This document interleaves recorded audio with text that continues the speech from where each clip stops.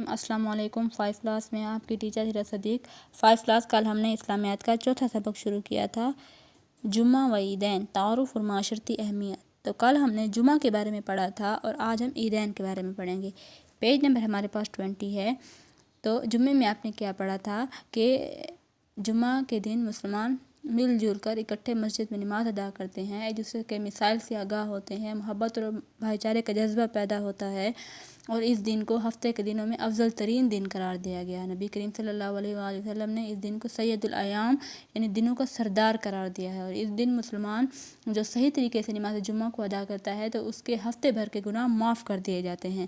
تو آج ہم کیا پڑھیں گے؟ عیدین۔ عیدین عید کی جمع ہے، یعنی 2 عیدیں۔ کون کون سی؟ عید الفطر اور عید الاضحیٰ۔ اسلام میں خوشی کے جو تہوار منائے جاتے ہیں ان میں سے ایک عید الفطر اور دوسرا عید الاضحیٰ ہے۔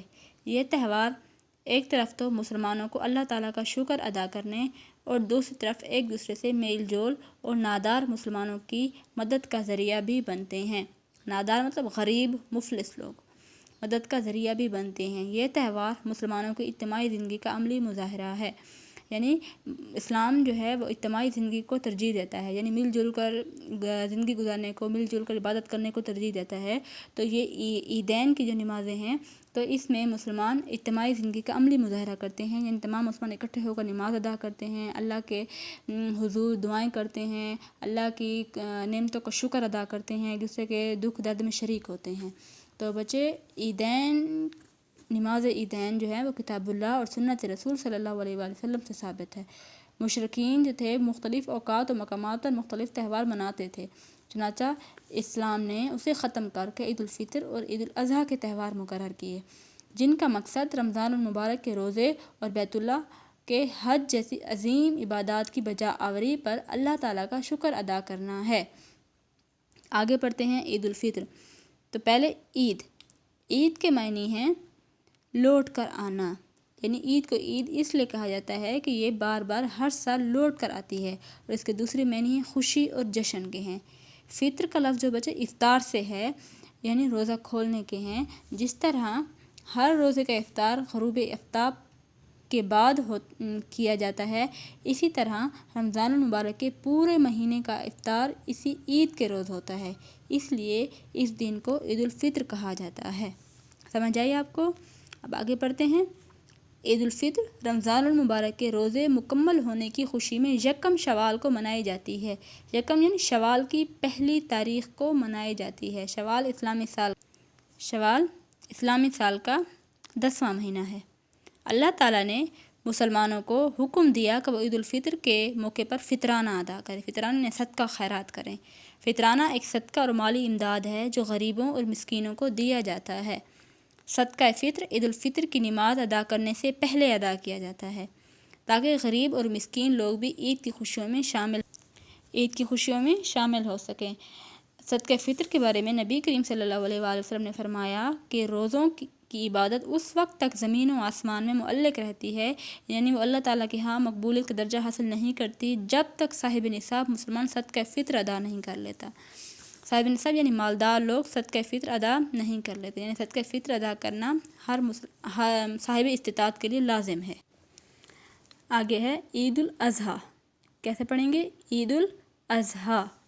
عید الاضحیٰ ماہ ذی الحج کی 10 تاریخ کو منائی جاتی ہے۔ ماہ یعنی مہینہ، ذی الحج اسلامی سال کا 12واں مہینہ، آخری مہینہ، 10 تاریخ کو منائی جاتی ہے۔ یہ عید حضرت ابراہیم علیہ السلام کی عظیم قربانی کی یاد میں منائی جاتی ہے جو آپ علیہ السلام نے اللہ تعالیٰ کے حضور پیش کی۔ عید الاضحیٰ کو بچے یوم النحر بھی کہا جاتا ہے، یعنی قربانی کا دن۔ اس دن حضرت ابراہیم علیہ السلام نے اپنے پیارے بیٹے اسماعیل علیہ السلام کی قربانی دی تھی اللہ تعالیٰ کی رضا کی خاطر۔ تو اس قربانی کی یاد میں ہر سال عید منائی جاتی ہے۔ تو اس دن حضرت ابراہیم علیہ السلام نے اللہ تعالیٰ کی رضا کی خاطر اپنے احساسات، اپنی محبت کو پیچھے رکھتے ہوئے اللہ تعالیٰ کی محبت کو آگے رکھ کر اپنے پیارے بیٹے حضرت اسماعیل علیہ السلام کی قربانی پیش کی۔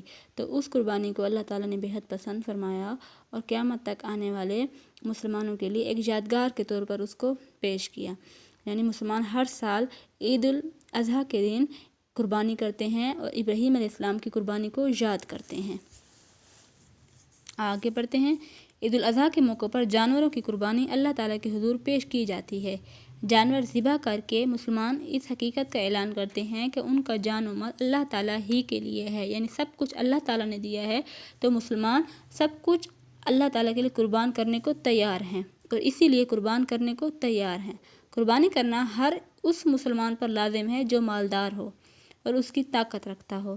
قربانی کا گوشت خود بھی کھایا جاتا ہے، رشتہ داروں، غریبوں اور مسکینوں میں بھی بانٹا جاتا ہے۔ اس سے باہمی اخوت یعنی بھائی چارہ اور ہمدردی بڑھتی ہے۔ آگے ہے عیدین کے آداب۔ عید کی نماز کے لیے نہا دھو کر صاف اور نئے کپڑے پہننا اور خوشبو لگانا سنت ہے۔ سنت یعنی آپ صلی اللہ علیہ وآلہ وسلم کا طریقہ ہے۔ اس دن آپ صلی اللہ علیہ وسلم نہا دھو کر صاف ستھرے کپڑے پہن کر مسجد کی طرف جاتے تھے، یعنی عیدگاہ کی طرف جاتے تھے جہاں پر عید کی نماز ادا کی جاتی تھی۔ عیدین کی نمازوں کے لیے جاتے اور آتے وقت یہ تکبیریں پڑھی جاتی ہیں۔ بچے یہ تکبیریں لکھی گئی ہیں، ان کو تکبیر تشریق کہا جاتا ہے۔ کیا کہا جاتا ہے؟ تشریق۔ تو یہ تکبیریں عید الفطر اور عید الاضحیٰ کے دن لازمی پڑھی جاتی ہیں۔ کون کون سے ہیں؟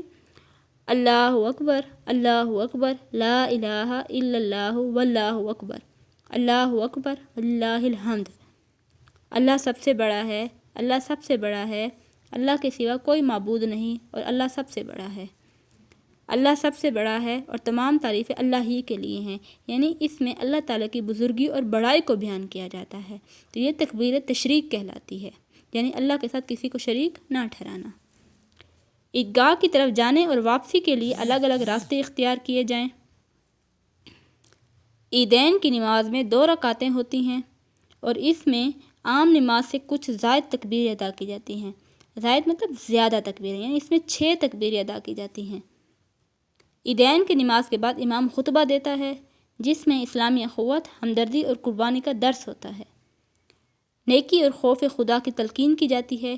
خطبہ کو خاموشی اور توجہ سے سننا ضروری ہے۔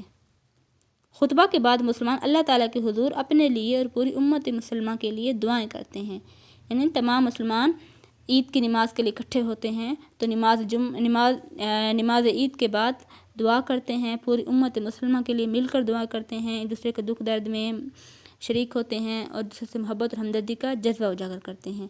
تو لیکچر یہیں پر ہم کمپلیٹ کرتے ہیں۔ اپنے بچے اس کو ریڈ بھی کرنا ہے اور مشکل الفاظ کی املا بھی کرنی ہے۔ اللہ حافظ۔